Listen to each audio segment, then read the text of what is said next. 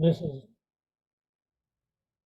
the September 20 meeting of the Board of Directors of the Marin Municipal Water District. Is there,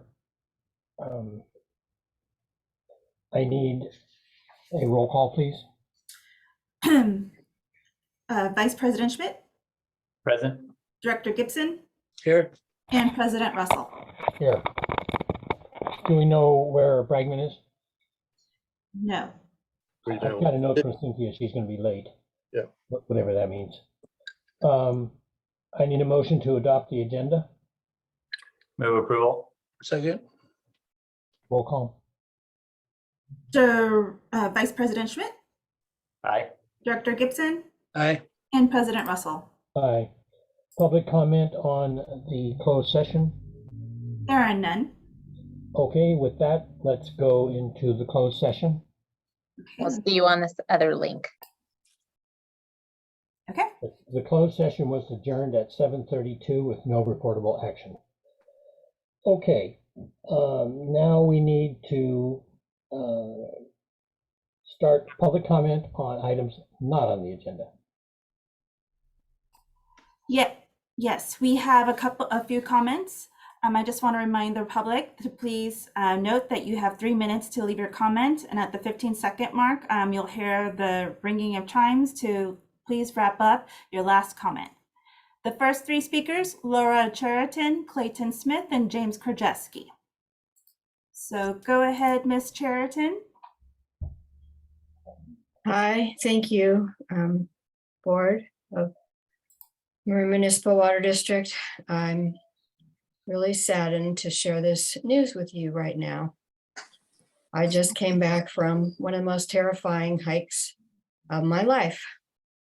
I almost got killed by 4 mountain bikers jumping off the Matt Davis Trail onto the hogback, going full speed.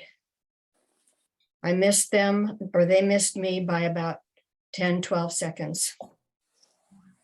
And then another one came. It turned out that the whole time I was walking on the Matt Davis off the Hukuiku, my dog, always on a leash, was continually looking back behind him because he could hear the bikes. I was a nervous wreck at that point because I figured he knew that there were bikes coming. So I kept looking back and looking back and looking back. It was one of the most unsettling experiences I've ever had in nature. I can't imagine what the wildlife is going through. I sincerely hope that this Marin Municipal Water District Board does everything it can to fix this. I'm shaking. I'm so upset. I've been hiking up there for 45 years. I've warned everyone on this board about this over and over and over again, and nothing changes. It's just getting worse. This was at 7:05 p.m. And I want to know, well, I know you can't address me directly, but I want to know how you're going to make it okay for me to be on land that has been a significant part of my spiritual journey and my recreation for the last 45 years. And as you know, that trail is not, it's well signed. It says no one should be on there with a bike, even walking a bike. Yeah, and you know, like I said, I can't even imagine what the wildlife is going through. Recreation is supposed to be healthful. I'm sure my heart rate and my blood pressure are through the roof right now. That's not okay.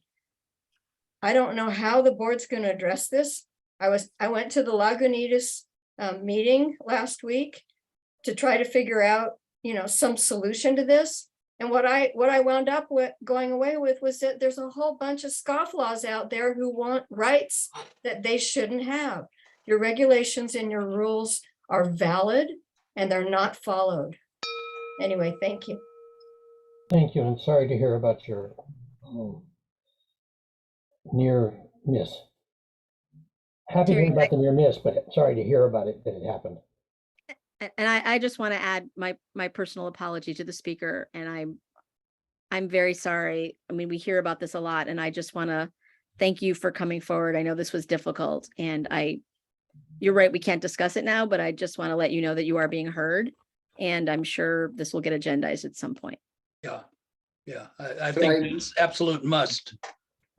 Could I make another suggestion, which is let's send the report to Don Wick and also to our consultant on the recreational management plan to see if we can address the issue on Matt Davis and Hogback, because, you know, this has come up several times with Laura, and I promised her I'd get out there, and it just seems like there's got to be a practical way to reduce conflicts at that trail. So I'd like to see us refer it to our consultant at a minimum, and also see if Don Wick can come up with some suggestions. Yeah. Sadly, this is not a unique story. I mean, we hear this frequently, and you know, it's time we do something, quite frankly. Yeah, Well- it's not just Laura. We've discussed this a lot the whole time I've been on the board. And maybe there's a physical barrier. that can be Right, a installed. gate, something like that, water bar, something like that. I really appreciate Director Bagman's idea. I mean, first of all, I'm glad that you're safe, and thank you for telling us. That it sounds, I can hear in your voice the emotion of the experience, and I think we all feel it and are glad you're safe. And I do think that this is the kind of issue that the recreation management plan, we need to come up with a means by which to address this, because it's not everybody, it's not all bikers, but this does happen, and this is a situation that does come up too frequently, and it shouldn't wait until someone gets hurt before I know we're taking it seriously, but we need to do something to try to make sure that we can get ahead of this so that people don't get hurt, and we can address people who do these things that are not good for bikers or for hikers or for anybody. We'll go ahead and follow the direction of the board, take a look at it, and we'll be bringing it back at some point in the not too distant future. Just thank you, Ben. I think that's great. I was not able to be at the recent meeting. I did hear from some other people who did attend, who were very, very concerned by the point that Laura made about people basically saying at the meeting they did not follow the rules. They didn't think they should have to follow the rules. And I think that we need to take that very, very seriously. We do have two more Go public ahead, Harry. speakers, Clayton Smith and James Krajewski. Mr. Smith, please. Yeah, this is kind of a follow-up perhaps on the land management issue. I was looking at your website and your news report on the website. And of course, I came across this item which referred to this fellow on mushrooms naked up there somewhere, which kind of made me think back to the times in the 1960s. But here we are in the 2020s. And that was a bit of a chuckle, but at the looking further down, I noticed another article of the evidence of people having fires up there, and the photograph of that. And I live here in Tennessee Valley, right below my house. You can walk right down to the Rhubarb Trail and walk out into the park through the forest. And on one occasion, we actually had someone who had set up a campsite up above the trail. And then at another point in time, we had someone actually attempt to start a fire. And we had a whole aerial event here with the fire trucks and the plane dropping retardant on the forest. But this brings up the item that when I was also reading the article, it pointed out that you only had, when you found this fellow, 1 or 2 people on duty. And we have this enormous amount of land up there. And there's very, very little, I guess, supervision of that land. I mean, if on duty you only have a couple of rangers at a time, this seems to me to be a subject that needs to be addressed, particularly with all the heightened fire danger. The fact that there's not an adequate amount of actual ranger patrol there. I furthermore think this is going to be aggravated by the upcoming economic difficulties I think our country is going to be having, particularly coming up in the next year after the election and all this phony stimulus that's holding the economy together subsides. We may be having a lot of displacement of people in this country, particularly with 3 million, 4 million people crossing the border in the last couple of years without any interdiction. And that land being so near an urban center could become a target for some of the displacements I'm talking about. And we're going to need to think ahead, I think, in the future of how we're going to manage security on that property so that the rest of the people in this county can remain feeling safe. Thank you. Thank you, Mr. Smith. And Mr. Grzewski, please. Good evening. Again, I'm noting that in April, Director Kohler proclaimed that the Water District has never rationed water during her many years on the board. I've looked extensively for how the term rationing is used by various water utilities and other entities. It's often used to cover the kind of restrictions imposed by the district. On many occasions via email and at many board meetings, I've asked Director Kohler to provide her definition of rationing and source of that definition. I have received no response from her. My question would only take a couple of minutes to answer.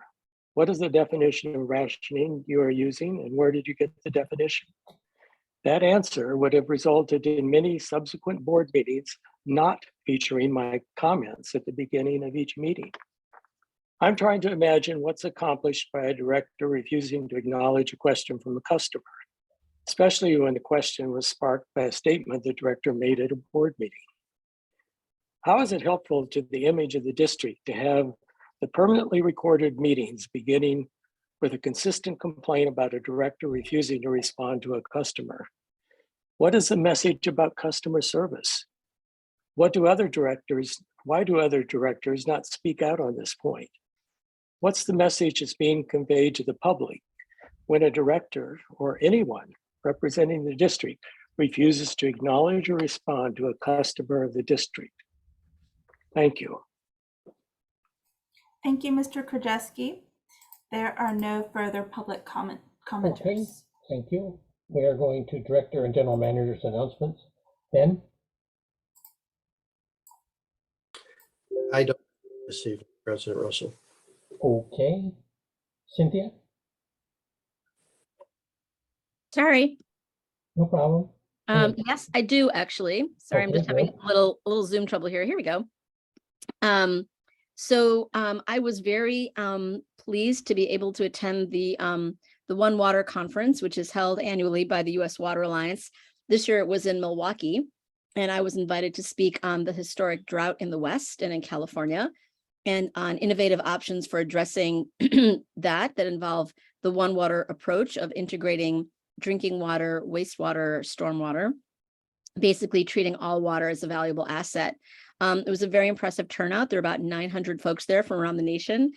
And it's a great event. And I think, I'd like to see district staff think about attending next year. And certainly the board members, it's going to be in Tucson, so closer. And they're doing some fascinating work there. The general manager for Tucson was on my panel. And I think we have a lot to learn there. So it was a great opportunity. Cool, thank you. Monty? Nothing to add tonight. Okay, Larry? I'll pass. Jack? This is tail end of the meeting, but I don't want to forget at the time, North Bay Water Reuse meeting scheduled for the 26th Monday has been canceled. So that should be taken off the calendar. Thank you. And I'd like to remind the board members that we're looking for committee reports at each of these meetings. So I'm going to give the committee report for the district ops doc meeting. The primary subject discussed at the ops meeting was the implementation of automatic metering, AMI. And there was a robust and thorough presentation from staff about the potential costs and the long-term implementation issues involved with either a cell phone transmission system or a radio transmission system and the costs of maintaining that and so forth and so on. I recommend anyone interested in the subject should go back and take a look at the staff report. It includes the report prepared by the consultant for this subject, and we've got a long road ahead of us, at least it looks that way. The second subject in the meeting was grant submissions. There's a WaterSmart grant that we're looking for, something over 5 million, to help us implement the AMI. And there was a second grant application for a fisheries modification. So those are the ones I remember. If anybody else remembers anything different, please speak up. Other than that, I have no more report. But please remember, I'll be looking for these reports. I will be looking for the reports. If you, just to make it easier for the folks that can't afford or can't take the time to attend all those meetings. Okay. Okay. With that, I need a motion to approve the consent calendar. Move approval. Second. Any public comment on the consent calendar? There are none. Roll call, please. I just want to double check with Director Gibson that you are abstaining from the September 6th, correct? The September 6th agenda meeting? You missed it. I think Yeah. that's what she's talking about. Say it again. So for Yes, I'm you sorry. abstain on that one. That's Okay. correct. Yes, All right. Thank you. I'm abstaining. Very good catch. I'm abstaining from the Okay. minutes Just of that meeting. Thank you. All right, Vice Mayor Schmidt, or Vice President, I'm sorry. Vice President Schmidt. Director Bregman. I just a brief comment on Ben's general manager's report. I noticed a much more detailed explanation of new services in the district. They're color coded. I did not get a color copy of it, but at a future meeting when we have a little time, it would be interesting to kind of break that out separately and just go through it to give folks an idea of the level of new services that are actually being installed on a yearly basis. So just a thought for going forward when we have time to do it. And aye. Aye. Thank you. Director Gibson. Aye. Director Kohler. Aye. And President Russell. Aye. Okay, now we're on to the regular calendar. The first item is San Geronimo Treatment Plant Emergency Generator Report Update. Good evening, directors. Crystal Yesman, Director of Engineering. Even though we just experienced rain in Marin, we still are at the beginning of the fire season and potential public power shutoffs. And so with that, we want to give an update on our San Geronimo Treatment Plant Emergency Generator Project, which has been moving along nicely. And I'm going to pass it over to Zach Talbot in our engineering design group, who's going to start the presentation. Zach? Hi, yeah, let me share my screen and I'll start our presentation. Let's see, everyone seeing that okay? Yes. All right, well, good evening. My name is Zach Talbot. I'm the lead design engineer on the San Geronimo Treatment Plant Emergency Generator Project. Tonight, we'll be giving you an update of where the project is today, where it started, and when we'll be wrapping it up. So the overview of my presentation, we'll go over the background of San Geronimo Treatment Plant, where we, over the background of the San Geronimo Water Treatment Plant and the need for a backup generator system. I'll go over the design alternatives that our department looked at, as well as the project advantages that we now have here at the Water District, not only at San Geronimo Treatment Plant, but throughout our system. I'll go over the bid set design, the construction, and the and the construction, and then Mark Casseret will take over and talk to you about all the work that's been done to date and the remaining work to be done.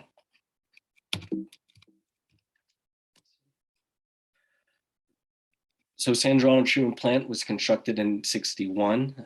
It has been expanded to meet the increases in demand since it was originally constructed.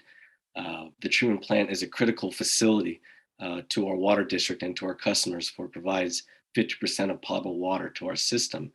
And up until just this summer, we didn't have a reliable backup energy system. And as of June of 2022, we now have reliable backup power to continue to provide water to our customers in the event of a power loss.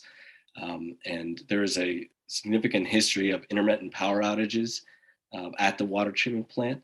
And prior to this generator being installed, the plant would have to shut down completely during power outages, and we would not be able to utilize the treatment plant during these power losses. So a lot of this got steam, if you will, starting in 2017 with the Tubbs fire in Santa Rosa, and the following year, the Camp Fire in Paradise. PG&E was heavily involved in both of them, and as a result, they essentially established a new season, fire season. When there is high heat, low humidity, and strong winds, PG&E will be preventively shutting off power to customers to potentially prevent wildfires. And they gave the district a heads up in 2019, and we quickly and swiftly rented a temporary generator, which you can see here at this picture to the right. The Caterpillar generator is in the background. It's the tan structure. It actually came in on a truck. The yellow cube is for diesel fuel storage, and then off to the right is a transformer. During that year in 2019, Marin County experienced its first PSPS, and it occurred on October 26th, and the outage lasted a full 5 days, in which time the water treatment plant was able to continue to provide potable water to our customers thanks to this temporary generator system. Following that major PSPS event, our design team was tasked with finding a more permanent solution, because having permanent backup power is industry standard, and it was a motivator to invest in our capital project by having backup power. So we looked at 3 power sources: natural gas, solar, and diesel. The solar panel power was eliminated first as an alternative, primarily due to the amount of acreage it would require to power that water treatment plant. The water treatment plant will need roughly 3 megawatts of power to sustain maximum flow rates through the system. And we don't have 5.5 acres out in San Geronimo Valley for a solar treatment plant. And along with that, there are the needs for large battery banks, because energy regeneration isn't reliable during a winter month or even overcast conditions due to smoke from a wildfire. The next thing we looked at was natural gas powered generators. Unfortunately, there's currently no natural gas in San Geronimo Valley. The water district would have had to have built a dedicated gas line 4 miles in length from Fairfax. And along with that, the energy density of natural gas isn't quite up to diesel power. And so the generators themselves would have grown in size and thus costs. Lastly, natural gas was not considered because PG&E has been known to actually shut off natural gas to their customers in the event of a wildfire. So if there was a wildfire out there, there was no guarantee to have a reliable source of natural gas. And so, typical standard is a diesel powered generator. And so that was what we landed on. Diesel has the greatest energy density of the 3 alternatives we looked at. And with that, we felt that having 20,000 gallons of storage out on site would be great, because we would have the ability to power the water treatment plant for up to 5 days of continuous use. So some of the advantages of our project: like I mentioned earlier, as of this summer, we now have year-round power resiliency at arguably one of our most critical infrastructure projects at the San Geronimo Water Treatment Plant. This is, for the most part, industry standard throughout, throughout our region of having emergency backup power, whether we're a water district, wastewater district, hospitals for that matter. We have now brought our facility up to industry standard, and that is one of the advantages of our project. Redundancy is important, so there's multiple generators out on site right now. So 15, 20, 30 years from now, if for some reason one of the generators wasn't functioning properly, we still have other generators on site that could provide backup power to the plant if one were to fail. And I just touched on this reliability. We could rely on 5 days of continuous operations with our fuel storage capacity that we have now out at San Geronimo. And that date really came as a date we wanted to meet, thanks to that 5-day power outage that we had out in San Geronimo, because relying on fuel deliveries every 18 to 24 hours can insert risk into having reliable backup generators. So we wanted to have this storage capacity out there. The system has an automatic transfer switch. So from an operability standpoint, our power treatment plant, or excuse me, the generators will power the treatment plant within 10 seconds of a power outage, and it will automatically transfer. So we don't have to wait on response time from field personnel. Lastly, on the slide, I want to talk about cost. It wasn't inexpensive to rent those temporary generators during the summer months since 2019. And we were only getting them temporarily throughout the summer. So if there was a major winter storm event, typically we didn't have that temporary power on site. And so now we have year-round power resiliency. And when you compare the cost of this capital project compared to the cost of what we were paying in rental fees, this project actually pays for itself in 9 years. So these are the last major advantages. These were options or add-ons, if you will, to the project. Sound attenuation was important to us. If the graph I'm showing to the right is, those are decibels with, with common sound. So near the top, you see painful in your ear, live rock band, and at the bottom, very faint, quiet office. And so these generators have sound attenuation enclosures, which are rated at 75 decibels from 23 feet away, which is roughly equivalent to a vacuum cleaner.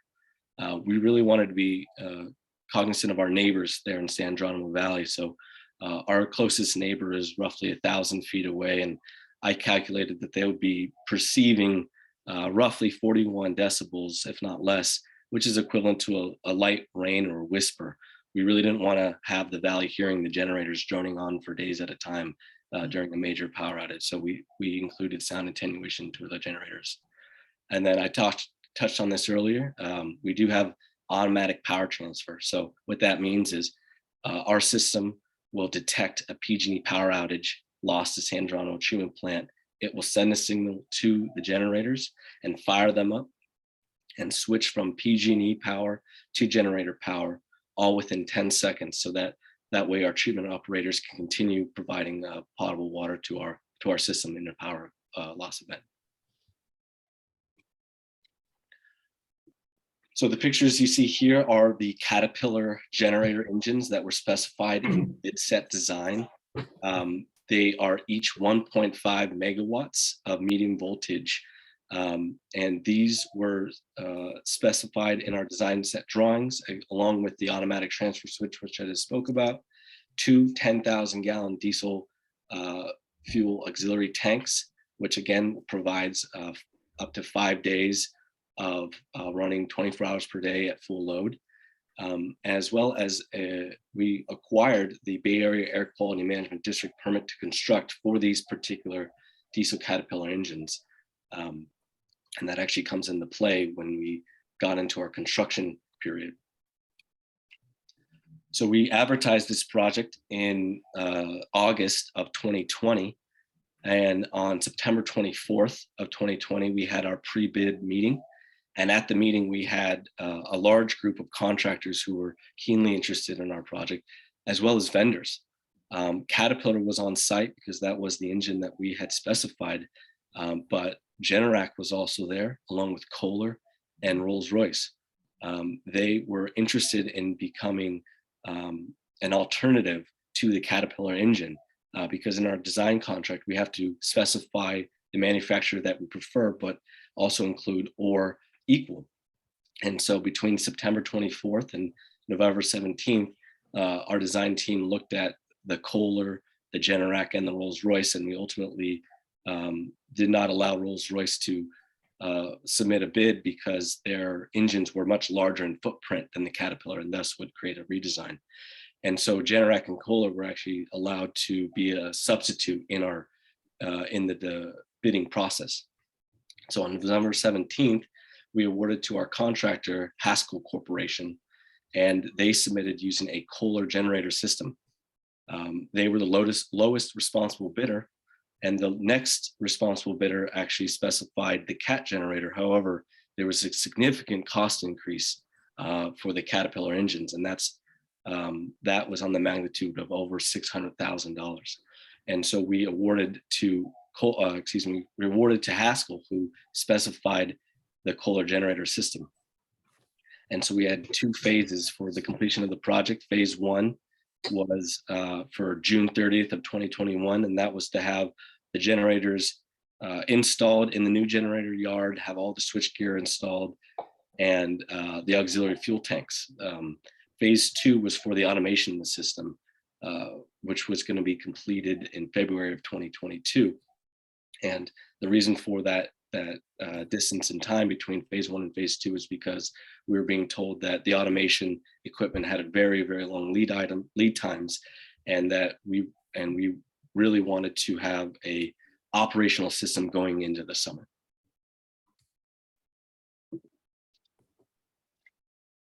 So going into construction, 35 days after the award, on December 22nd, 2020, the Bay Area Air Quality Management District issued a letter to all the ongoing backup generator projects in the Bay Area, requiring that generators over 1,000 brake horsepower be required to have Tier 4 emissions equipment. Prior to this letter, the smog requirements or the emissions requirements were Tier 2, and that's what was bid upon in November, and that's what the design was for. Tier 4 emissions equipment not only is very costly to add to generators of this scale, but it takes up a lot of room. It's not something you can bolt onto the engine. You have to have physical space in the yard to have all this Tier 4 emissions equipment. So MMWD, we appealed to the Bay Area Air Quality Management District from January to July of 2021, asking for a substitute. So we were asking them to substitute the Kohler for our existing Caterpillar generators, which had a permit to construct. We asked also what it would take to just go back to the Caterpillar, and unfortunately the prices had gone up even more during that time frame. So Caterpillar was not an option, and neither was going to a Tier 4 due to the increase in budget. And that led us to August of 2021 with Generac's Gemini proposal. So a month after we were denied a substitution by the Air Quality Management District, Generac proposed that we take a strong look at their Gemini system. Their system has the lowest net emissions of all the backup power alternatives. It differed from our existing design because they were low voltage, so it required a transformer, and because they only came in 1 megawatt units, it would require three generators instead of the 2 that were originally designed in our project. There was some advantages to actually going to 3 generators. It added significantly more redundancy because now we could just fire up 1 megawatts worth of power if we were doing low flows through the treatment plant, 2 megawatts or 3 megawatts if we were running the plant at full bore. Because these engines were smaller in size than the Caterpillar or the Kohler, they actually had smaller footprints. So we were actually able to fit 3 of these units in the same area as the 2 Kohlers or Caterpillars. And most importantly, Bay Area Air Quality Management District had already approved several of these designs because we weren't the only ones changing generator manufacturers due to their new requirements. So we actually got approval right away to put in the Generac system. And so once we approved it, we went back to the drawing board and redesigned part of the yard. So that way we could have now 3 generator systems. The fuel systems would now be connected to all 3. And then we had to find space for a transformer because these were low voltage and our treatment plant actually runs off of medium voltage. And so from August 21 to February of this year, the redesign occurred, and then we issued a change order and got the ball rolling again and went into construction. And now I'll pass it off to Mark, who will take on from here. Okay, great. Thank you, Zach. Good evening, board members. Mark Hasbury, engineering manager from the construction group. And before concluding the presentation, I just thought it would be nice to share some photos of some of the recent accomplishments in the phase 1 portion of this project. Starting with the civil improvements that you see before you. As Zach was mentioning, we needed to expand the footprint of the site to accommodate the additional equipment. So on the left, you can see the retaining wall being formed and the rebar being set to allow for a larger footprint and uniform grade for the equipment. On the right, you can see the generator pad to accommodate the 3 Generacs. It was a 2-foot pad with 3 layers of reinforcing steel. So it's a pretty hefty pad that can endure hundreds of thousands of pounds of load from the generators, as well as vibration. We'll go ahead and next slide, please. All right, so these photos, you can see us rigging and setting the generators. On the left is the generators being loaded onto 850-gallon sub-base fuel tanks. And these fuel tanks provide for just about 12 hours of operation at full load at the San Geronimo treatment plant, which explains why we wanted to accommodate additional runtime using the auxiliary fuel tanks. And on the right, you can see the final placement of the generators just to the right of the 2 10,000-gallon fuel tanks. And as Zach mentioned, those 2 fuel tanks provide about 5 days of operation at the plant. Next slide, please. So now we're preparing for installation of some of the electrical equipment after we set the generator and fuel tanks.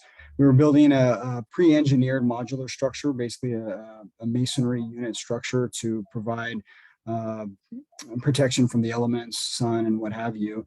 And this was to safeguard the switchgear and all the electrical components that would transfer the power from the generators to the treatment plant. On the right, we're pulling medium voltage wiring, essentially from a step-up transformer to the treatment plant. So this would be the feeds to the treatment plant from the generators. Next slide, please. And some of the completed work. On the left is the completed equipment canopy with the switchgear in place. And on the right are the final placement of the generators with site lighting, bollards, and platforms for access and repairs. The generators do include a 5-year warranty, as well as a 1-year maintenance agreement that provides for Generac specialists to come out on the site, inspect the equipment, do system testing and replace fluids and check various filters. The maintenance agreement also will allow for a training opportunity with our in-house staff so that they can learn from the Generac specialists on how to maintain and repair this new equipment that the district will now own. Next slide, please. So as Zach also mentioned, we did take a 2-phase approach with the project, with the completion of the first phase completing just June of this last year. And this was to ensure that we would get the generators in manual mode. In other words, have the generators have the ability to provide backup power to the treatment plant in the event of PSPS or any various shutdowns to the plant. This was in manual mode, so operators would need to go physically turn on the equipment. Phase 2 of the project actually will allow, as Zach also mentioned, complete automation for transfer between PG&E and backup power. This also allows for system integration into our data acquisition and management software. So monitoring and controlling of the generators of the treatment plant. And we're currently finalizing the completed submittal package for this work. And we estimate completion and full system automation by spring of this year. And really, this project was a big win for the district. I think it was a major advancement towards water resiliency, having backup power for a critical treatment facility that provides about 50% of our water through our distribution system. It provides backup power year round, not just for the periods that we are renting our temporary equipment. And it can accommodate essentially any shutoff system, event, or natural disaster. So it really is a fantastic step towards reliability and redundancy for our plants. The generators are in service. They're in manual mode and ready to provide backup power as we speak. And full system automation, as we just mentioned, is set for completion spring of 2023. And with that, Thank you, Mark. I just wanted to also add that we did receive a $1 million appropriation from the State Budget Act of 2022 towards the cost of this project, which totals a little over $6 million. That's great. Yeah, well, I have a couple of questions, but congratulations. I mean, this is a very impressive project, and just, you know, we need to get that publicity out there. This is, you know, quite an effort and quite a demonstration. I remember going through the hassle of keeping the portable generators going and finding fuel to fuel them. Do we have the portables anywhere in the system, or are we totally free of that kind of operation? Well, we have a whole fleet of portable generators for our pump stations, Yeah. both stationary and portable. So we are ready to go to bring generators out where needed, when needed. We have increased our inventory of generators. We used to, prior to the PSPS, we were renting a lot of portable generators. We certainly don't need the 2 megawatts anymore, which is a large rental. And I don't believe we're renting anymore. I think we've reached the point where we have enough inventory, a fleet of generators in order to meet our needs if there was a PSPS. I see. So we'd be free of the rentals across the board. Yeah. Okay. Yeah. Congratulations. I think it's a very impressive project.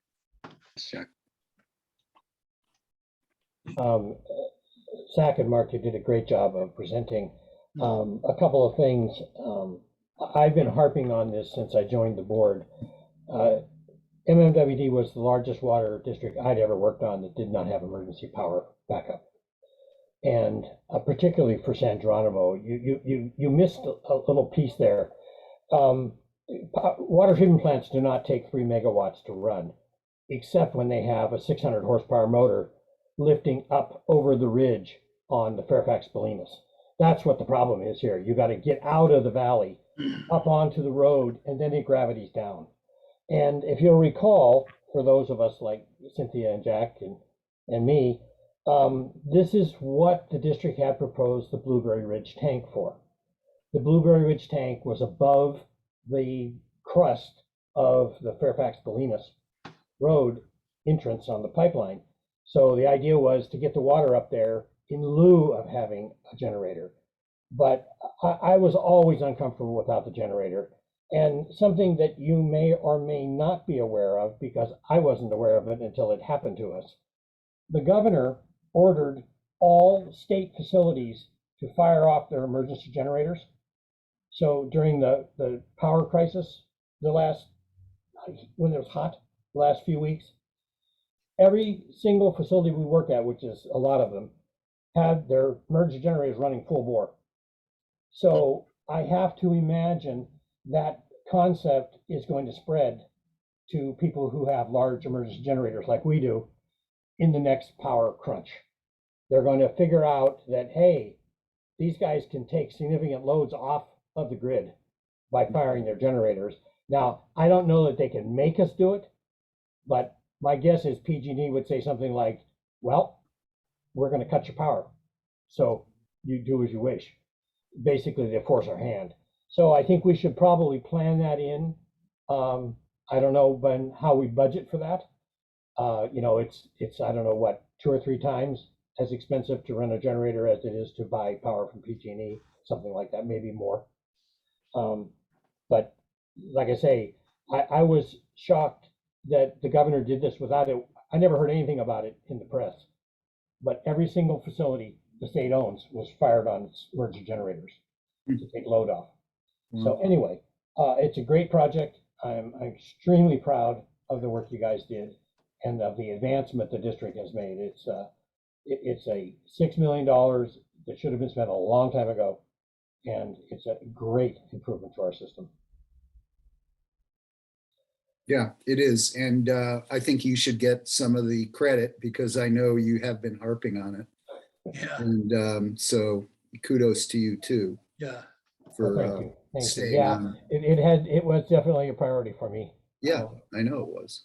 You know, So have you guys tested the sound decibels to see if your projections are correct? Yeah, when we did system testing, when we commissioned it in June, I had a small decimal reader and I was standing 23 feet away and it was accurate. I didn't go stand in our neighbor's yard 1,000 feet away to test what he was hearing, but at least the decibel rating of the sound enclosure was accurate at the 23 feet when we did the testing. Good, good, good. can And you talk? then sorry. Go ahead. I'm sorry, Crystal. I'm sorry, I just wanted to respond to Larry's comment, Larry Russell's comment on the governor's request for agencies to use backup power during the recent heat emergency. The state. not- The district does participate in a program with CPUC where when they request us to reduce power consumption, we go ahead and fill our tanks during the day. And so during that high demand period, during that recent heat emergency, we actually reduced our power demand by 70% during those hours of 4 to 9 p.m. by turning off all of our pump stations throughout, many of our pump stations throughout the district. So, and we did a cost comparison into whether or not it would have been more cost effective to run the generator versus if we had it, we wanted to run that versus just shutting off the pump stations during that time period. And we did determine that it was more cost effective at that moment to go ahead and do the reduction in the pump stations flow because we were running at the time from Nicasio. And so we couldn't really switch sources and we needed to continue to run the pump station for raw water supply. I don't know, it's a little complicated in terms of the operations, but we did do our part during the recent heat emergency by reducing our power consumption by up to 70% during the requested hours. That's great to hear. And yeah, I have an electric car, several of them actually, and there is a fair surcharge in power rates between 4 and 9 p.m. So I would think this would be wise for us to incorporate into the SCADA system all the time. Maybe we already do, to stay out of that surcharge period. Now, maybe our contracts with PG&E are different. I don't know, or with MCE. But I know it's definitely a significant difference on electric cars. Just another little tidbit to put things in perspective.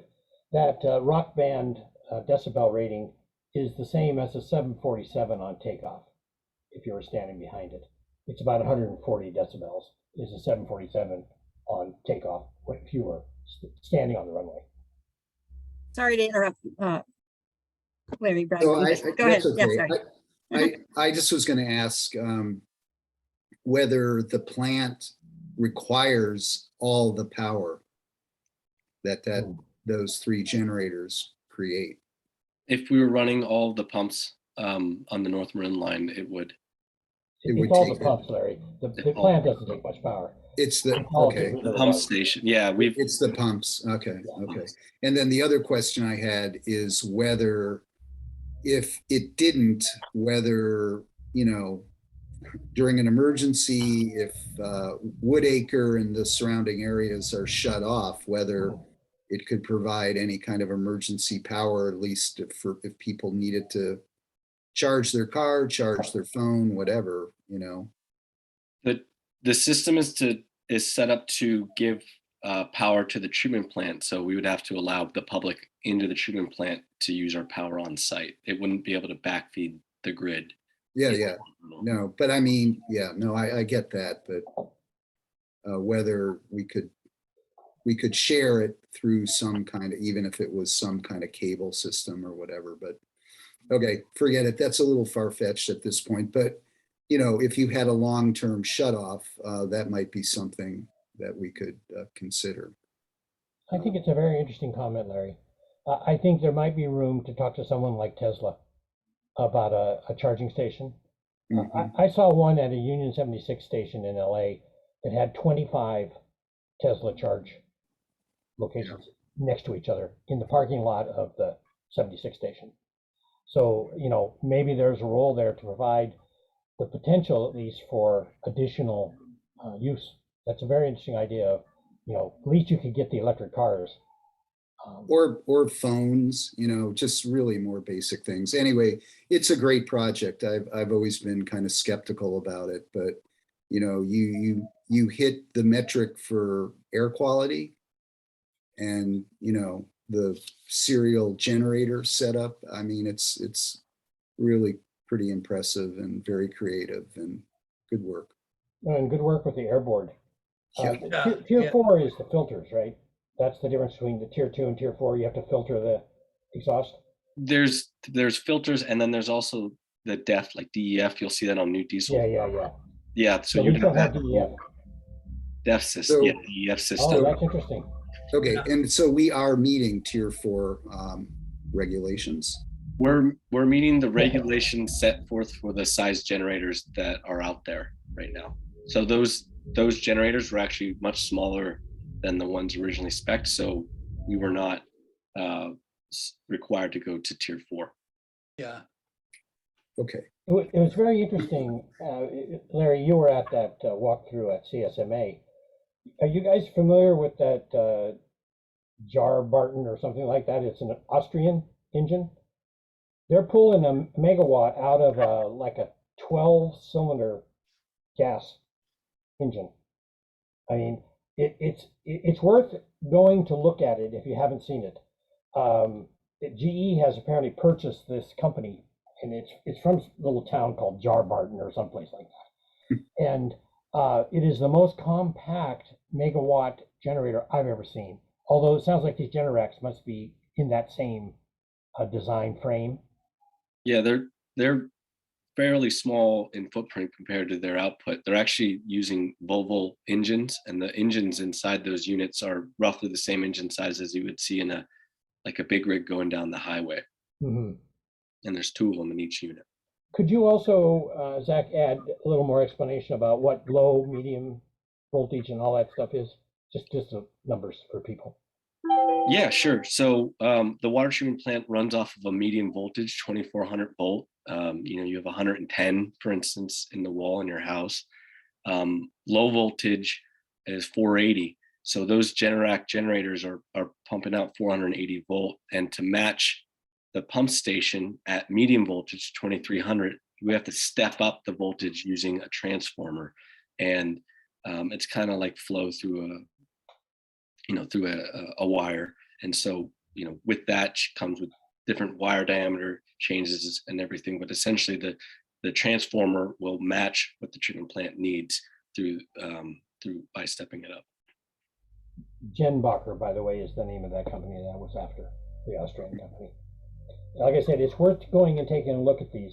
They have a Waukesha sitting next to the Genbacher, sitting next to a Caterpillar, and the size difference in the engines. The Waukesha is basically a locomotive engine, that size, like a 16-cylinder.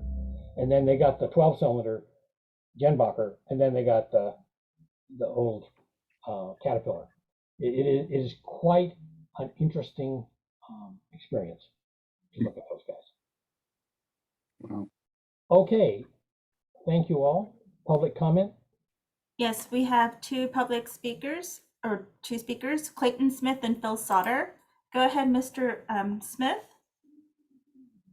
Yeah, I'm very impressed by your work. I really enjoy it. I like all things mechanical like that. It is refreshing to hear some reality of energy density and portability and the virtues of petroleum. I think that's something that was very wonderful to hear. I particularly enjoyed Larry's comments about the governor and his having to rely on diesel in order to keep the world we live in functioning properly, for all of his dissing of fossil fuels. And also, I'm really appreciate the illustration here of the environmental costs and acreage of solar, and why it's really, as far as I'm concerned, a totally bogus option for the future. And this brings up, but it does beg a couple of questions to me. We have recently had a question about diesel availability. This has affected people in the planting season in the agricultural industry, but it had to do recently with the shipment of those chemicals necessary to create and constitute diesel. So what is going to be the status going forward about maintaining an adequate supply of the fuel for this particular operation? And the other thing that came to my mind is this capital expenditure is very specifically oriented to benefit the people who live in that valley.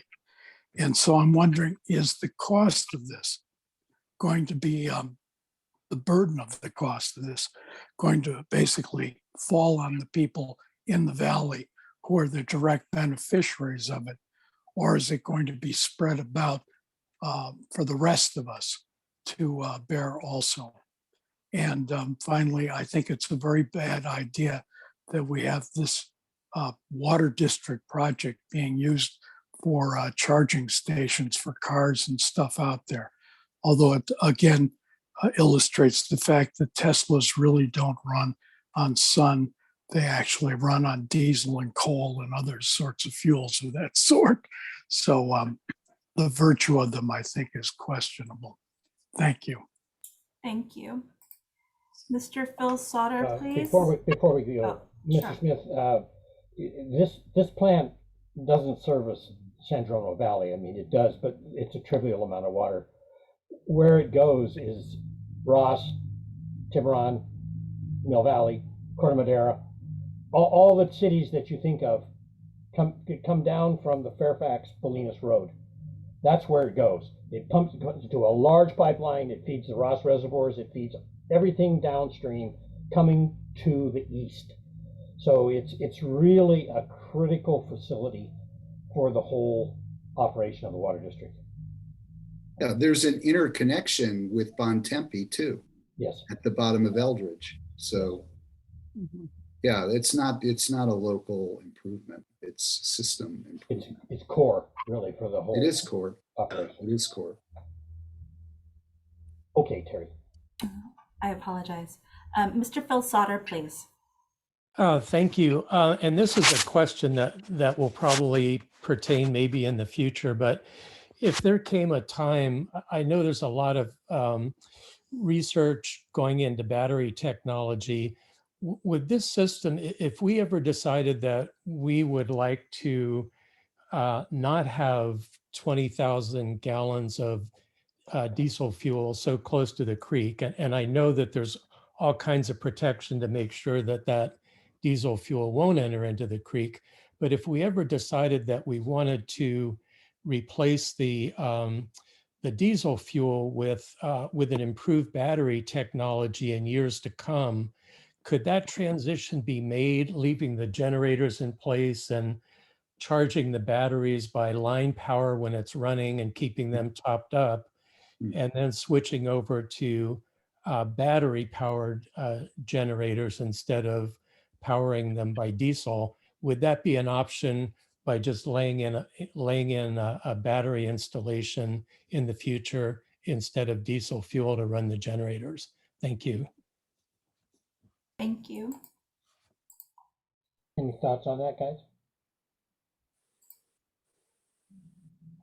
It's a lot of bucks. I mean, to produce 3 megawatts out of batteries, it's got to be acres or an acre. Well, or something like it's that, and you'd want to size the batteries for 5 days, right? So you are talking about a massive set of batteries. I mean, it's not something we looked at, I think, because inherently could be longer than 5 days, you know, so batteries do have that element of risk, but it is interesting, but it does provide the opportunity to, I don't know that it was mentioned, I can't recall in the presentation, but the diesel storage certainly is built to current standards and requirements, double contain.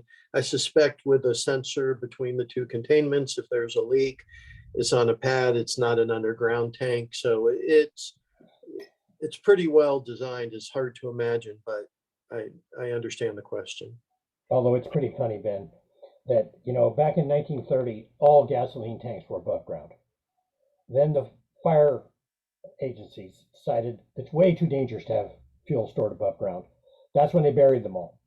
Terrible. And the underground tanks started leaking, and you know, we go through this whole cycle. Now we're back above ground again, but with, of course, very different tanks than existed. Right. I mean, before, above ground tank meant exactly that. It looked like a water tank on stilts, right? It just was a single wall tank that, you know, anything could happen to, including falling all over.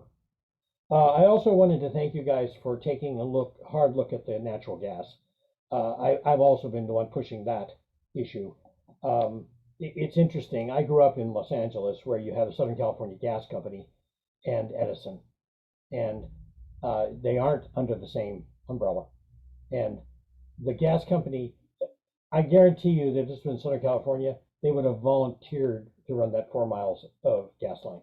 They wouldn't have blinked an eye at running it, because they would compete directly with the Edison to get you to go to cogeneration, which is basically what this is. So that, you know, it's kind of interesting, the difference of having them both tucked under one company, because PG, and then of course PG&E is so touchy about gas because of Burlingame and all that stuff. So anyway, a great job and a very satisfying progress on this project. Okay, thank you all. Water supply update. Good evening, Paul Cellier, Water Resources Director. I have a short presentation for you this evening. That was a really nice presentation of the generator project, and I can tell you that some of the work that wasn't even talked about was, you know, engineering, collaborating with the water treatment folks for siting the generator, and lots of discussions about where it would be easy to put it, but yet, you know, preserving buildable space at the treatment plant for potential future projects. So I think just all around it was a really nice project. Well, we probably should thank Kennedy Jenks for making it so space incredible in the original design, because that plant, I mean, people didn't notice probably, but in the forefront of that plant, as big as the plant is, the sludge drying basins, they were all the way across the front of that plant is for sludge management, which is at least equal to the size of the plant. So that's kind of a unique operation there in terms of typical water treatment plants. Yeah, and the generator was placed, you know, somewhere it had the least value to us in terms of space for potential future water treatment facilities. But tonight's water supply update, very briefly, we'll go through our water supply, take a look at our projections, and a peek again at Noaa's forecast that they've updated, and we'll close with a quick summary. So looking at our cumulative precipitation, you can see we had a little blip recently. This is a water year chart, so October 1st to September 30th. So we're not quite done with water year 22, but we're within a week or so of closing that out. So right now we're at about 51 inches, just a hair shy, 50.98 inches of precipitation for the water year. Looking at our total reservoir storage, we're right on about 60,000 acre feet as of September 1st, and above average for this time of year. I think we're about 105% of average. Our customers, of course, are doing their part, continuing to conserve at about 26% over the same period in 2020. And so that's working well for us. As we look into our reservoir storage projections, we can see that even with 25% rainfall, we're going to be December 1st. We'll be right around that 58,000 acre feet mark of storage in the reservoir system. And as Crystal mentioned at the outset of her presentation, we did have a little bit of rain fairly early for us in September. It's not unheard of. Up at Lagunitas, we had about 1.5 inches of rain. That is one of the wetter spots on the watershed. Down at Kent, about 1/2 inch was recorded. The production in terms of the reservoir storage increase, not a huge amount, about 38 acre feet. We did see some, interesting response, and just to give you an idea of how the Russian River, flow changed over the course of that rainfall. It got up to near 100 cubic feet per second. We have been talking quite a bit in our water supply assessment meetings about winter water, and that would be for flows above this black line shown here on this this chart. At about 100, the black line is about 125 CFS. So for us to be in the range of being able to use winter water, we'd need to get the river flows up above that. That said, of course, this rain has done us all a huge favor and kind of dampened the watershed down, and hopefully helped out firefighters across Northern California where the rain did fall.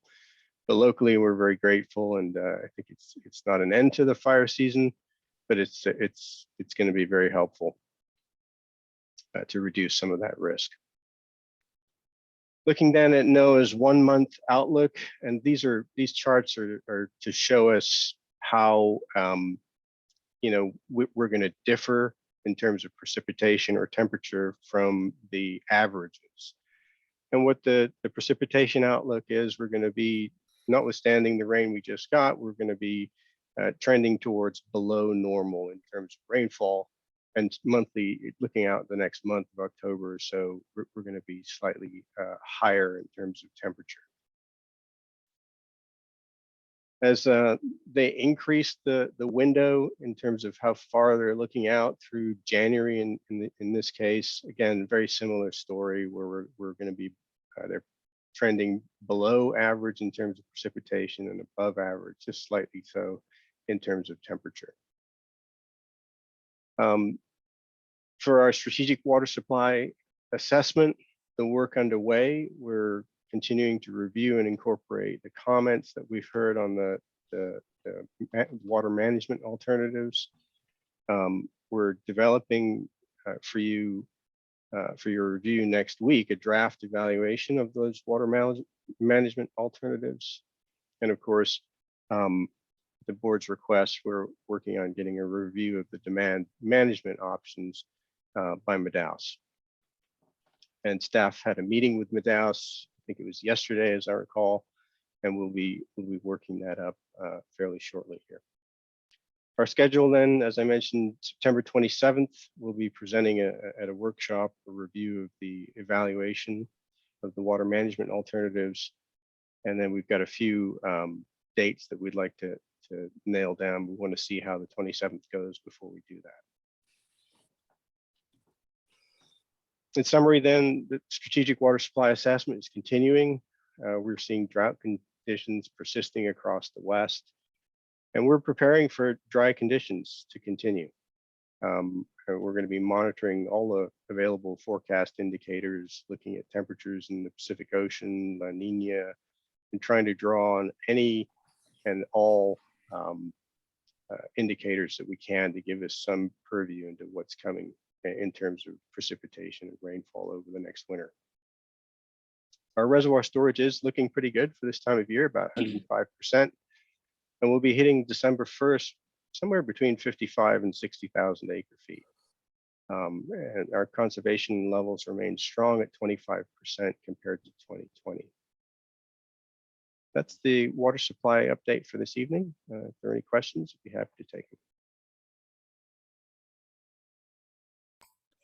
them. Paul, I really appreciate that. And I think it's really smart for us to be assuming it's going to be another dry year. Will staff be coming back with suggestions to do a little bit better than that projected 55 to 60,000 by December in light of that projection? I think we'll be taking stock of what the options are, yes, as we start to approach, the end of the water year here. So yes, we can take a look at that and understand what our options might be and bring those back. And just given that we're at a pretty good level of storage right now.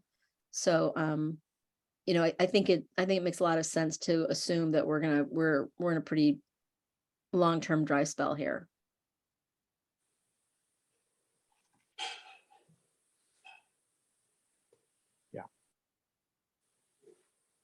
I can't picture that there's a year going forward that we're not going to assume that going into the winter, unfortunately. So I think being whatever we can always do to be as prepared as possible is going to be the way we're always going to operate going forward. Yeah, of course, Monty, the problem becomes the one of watching it go over the spillway. I've already been in that situation, as has Cynthia and Jack.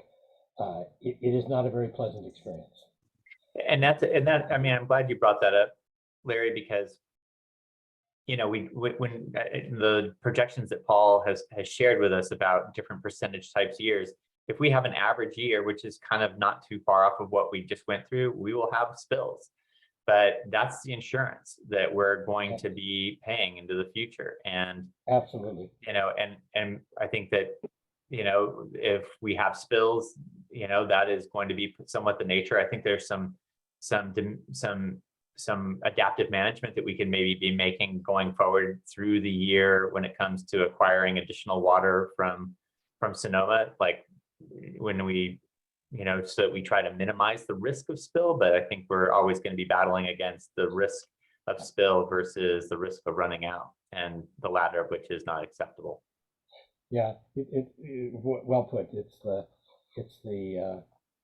fate of living in an arid area. Well, that brings me to my favorite option, which is spillway gates, which would give us some flexibility to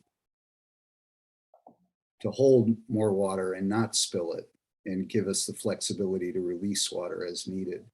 So I hope we're getting better numbers on those and some kind of better design thoughts about them, because I do think they could provide some assurance going forward to increase local storage. So I know that's one of the options you're looking at. So I just Molly, do you think that those gates would get around 9517 if we guaranteed to release all of the retained water?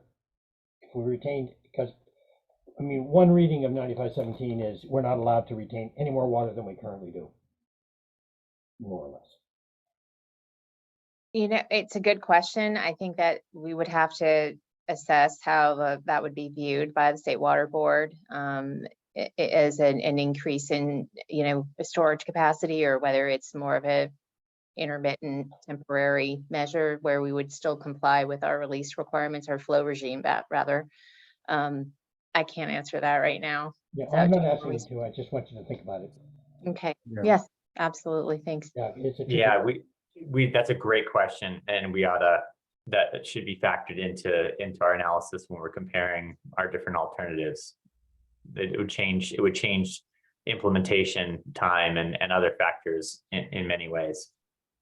could provide some environmental improvements. It would decrease water temperature, right? Which is a metric we've always had a hard time hitting.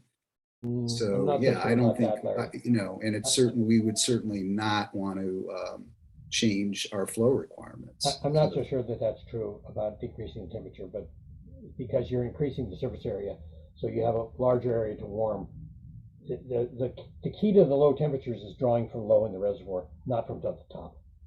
So it's a little tricky. It's tricky. I mean, I just think there's a potential that it could actually decrease water temperature, but well, it could, because it would allow us to release more from below if you really wanted to play it dicey. One of the things about spilling is that it does supplant the need to release. So it's a total, it's a point downstream that we have to meet the flow. Yeah. So you don't have to continue to release, but the temperature usually forces you to release low, so it gets pretty complicated. Yeah. But it's a good thought. Appreciate it. Okay, public comment? Yes, we have two speakers, Clayton Smith and Phil Sauter. Mr. Smith, go ahead, sir. Yeah, this is for Paul. Recently, I've been listening to some lectures on the collapse of the Bronze Age civilization around 1177 BC. And it turns out that it was a collapse, much of it caused by an extensive drought that itself was precipitated, or at least corresponded to a drop in the surface temperature of the water in the Eastern Mediterranean. And so this brought me to think about the fact that we might have an early warning system or some indication of precipitation available by the study of the surface temperature out here on the Pacific. And there's a professor up in Washington. I don't know if he's retired or not. He was older than I am. His name is Easterbrook. And he's probably I think about the world authority on a subject called the decadal oscillator, both the Atlantic and Pacifics. And he talked much about this ocean temperature variability and its association with precipitation in the Western United States. And so I think it might be really of great value to reach out up there. If he's not there, he probably has some people that were understudies of him. I think he was at Eastern Washington State University, and his name was Easterbrook. And I think that Laura Ingram would know who he was. I failed to be able to ask Cynthia the question I wanted to ask when my hand was suddenly removed from the up hand thing. On your trip to Milwaukee, when you were talking about, again, bringing up the subject of what has been called toilet to tap, my association with RFK Jr.'s Children's Health Defenses caused me to become aware of the problem with the hormones left in our water system as a consequence of all the pharmaceuticals in it, and the fact that, as far as I get from what he has said, we do not have the ability to actually cleanse the pharmaceuticals out of that kind of water. And so I'd like to know if that was something that was brought up or discussed adequately at all at that meeting in which you were talking about this particular subject. Thank you. One of the beauties, Mr. Smith, of reverse osmosis is it is a non-discriminant barrier, and it takes out estrogen compounds as well as others. And I'll tell you just a brief story here that I worked at Whittier Narrows as part of my PhD thesis, and a young lady had just gotten her PhD in ichthyology, and she went to Whittier Narrows and she looked at the fish, and all the fish were female. And she said, she called her professor and said, you know, it looks like I just didn't get it going through school. And he came and looked at the fish. All the fish were female. And it was where the effluent goes from the Whittier Narrows treatment plant before it's percolated. So it was kind of the first tier of the estrogen compounds. And, you know, it is a valid concern, it is important, but fortunately, reverse osmosis takes it out. So there is a way at least to get it out of the recycled water. And most of the systems, and in December 23, all the systems will have reverse osmosis. So the good thing is there's a way to get rid of it, at least to get it out of that stream. Go ahead, Terry. Terry. Sorry, I was muted. Mr. Phil Sauter, please. Thanks. I'm still running on high from last week's meeting when we got conservation baked into the water supply options as a full-blown member. And I'm really happy that staff has been so aggressive in bringing in medals. I was also really happy. I'm not sure I understood Director Russell's comments early on, but I think he said that we've got some grants and we've got some money toward getting universal either flumes or AMIs, or we've got some money to make that more widespread. We don't have the money yet, Phil. We have the application in to get the grant. Well, that's good. Okay, well, I'll go with that, and thank you for that. And while we have Madaus here, there's two things before we let them get away from us. I don't know how long the contract lasts, but I would really like to ask them if we could put a bogey in place that says, I know the bogey we have now is to get 4,000 acre feet through conservation, I think by the year 2040 or something like that. I'd like to ask them specifically what it would take, knowing what they know about us or what they will know about us, what it would take to get 4,000 feet and maybe as an alternative 2,000 feet within the next 4 years. If they could look at all of everything that's on the table, if they could come up with a program or some suggestions for us to bring that 4,000 acre feet closer in than a few decades out.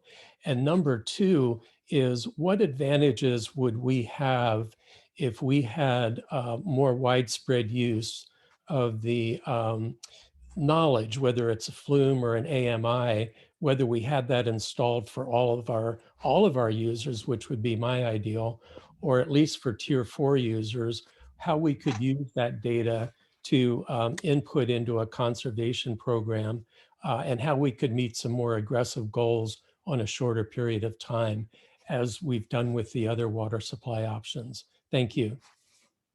Thank you. So Phil, I just want to let you know, so I've put that question specifically to staff.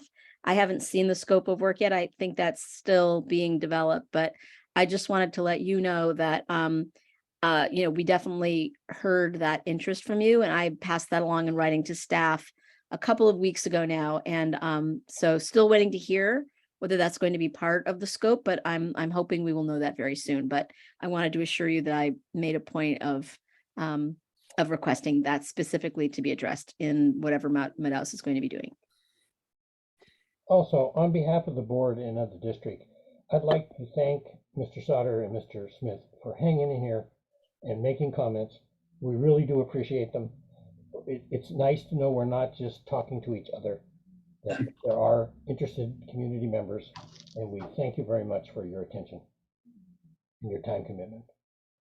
Okay, Terry, you've got the last one. There are no further public comments. But I'm talking about the next the next item. Okay. All right. So members of the board, please note that there is a finance and administration meeting this Thursday. Staff's looking forward to present to you. Thanks, Paul. I guess we're confirmed for the 27th for the strategic water supply assessment. Do we have a time on that, Terry? I don't have that on my calendar. That was still tentative. Paul, is it at 5 p.m.? Yes. Yes. It's at 5 p.m. Yeah. I'll send out a schedule to everyone. Also, and thank you, Director Gibson, for confirming that there is no North Bay Water Reuse Authority on the 26th. So please don't try to go to that meeting. And Oh, and then the the first October board meeting will be Tuesday, October 11th as scheduled. And there is a North Bay Watershed Association board meeting Friday, October 7th. And that is it that I have. Okay, thank you very much. With that, we stand adjourned. Okay, thank you you all. all. Bye, everybody. Bye.